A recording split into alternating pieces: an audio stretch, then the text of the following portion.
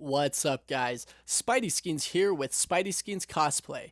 This week, I'm going to be making cosmetic-only pouches for Mr. Aizawa, Eraserhead's utility belt from My Hero Academia. Remember, if you guys like what I'm doing, hit that like button, subscribe, and don't forget to hit that bell, and comment down below if you'd like to see me make anything else. To start out, we're going to need to make a 4-inch by 3-inch square or rectangle pattern.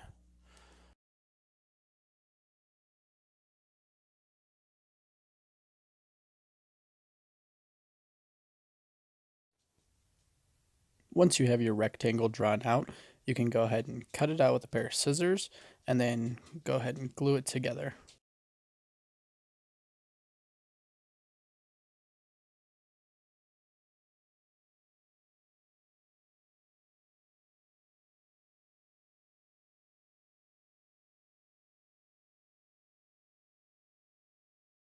Only need to do 2 layers because of the hot glue. It's a good idea. Save me some time there. I'm going to be using EVA-38 foam sheets that are 10 millimeters thick. I really like using EVA foam because it's so lightweight, and you can use contact cement or hot glue. If you live in a cold environment, I don't suggest hot glue. If you are going to use a glue gun, make sure that you set your glue gun to a low temperature. Reason being, EVA foam is a porous material and a high temperature glue will seep into the foam. We are going to cut a 4-inch tall by 24-inch long strip of EVA foam.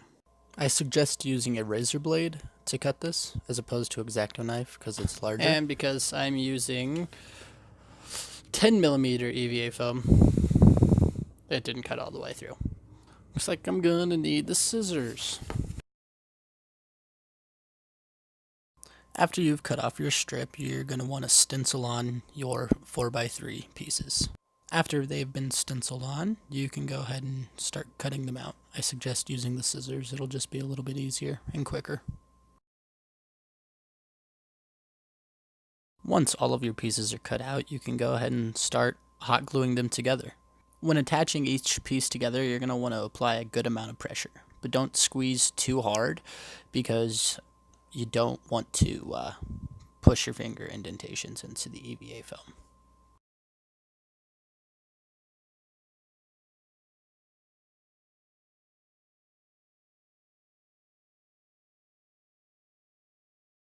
Once each piece is firmly together, you can go ahead and start filling in the seams with hot glue.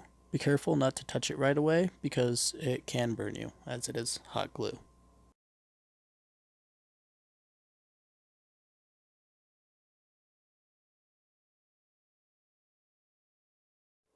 You will want to repeat this multiple times as to really get a nice good flush surface on each edge.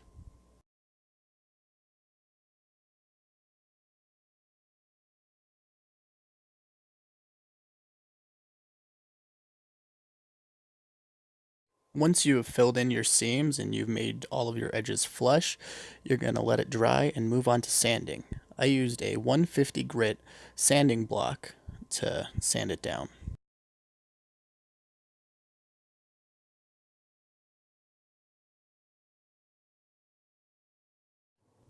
If you do happen to use a sanding block, it is going to take a while, but it does get the job done.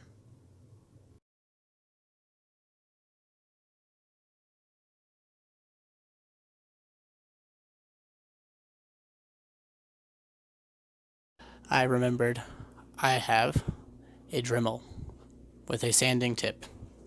That would have made my life a lot easier.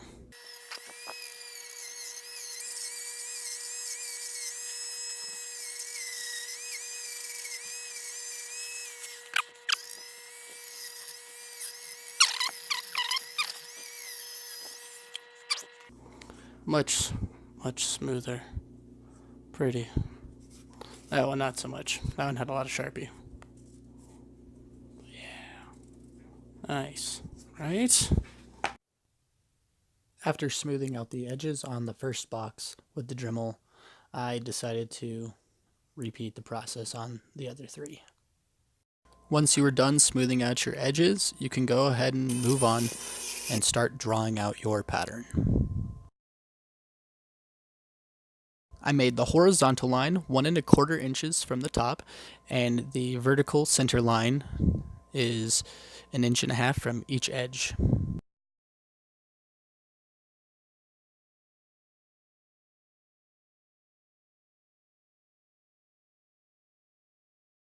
After the pattern has been traced on, I'm going to use a cutout bit on your Dremel now to cut out those indentations.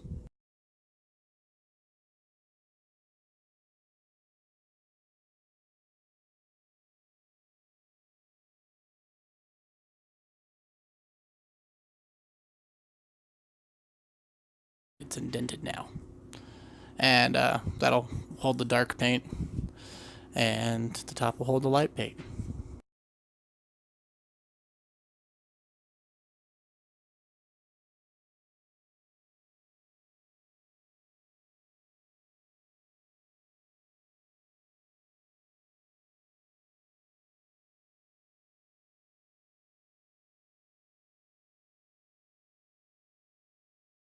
Once I finished using the cutout tool, I then attached a grinding stone to my Dremel, and I used the Dremel to smooth out all of the crevices.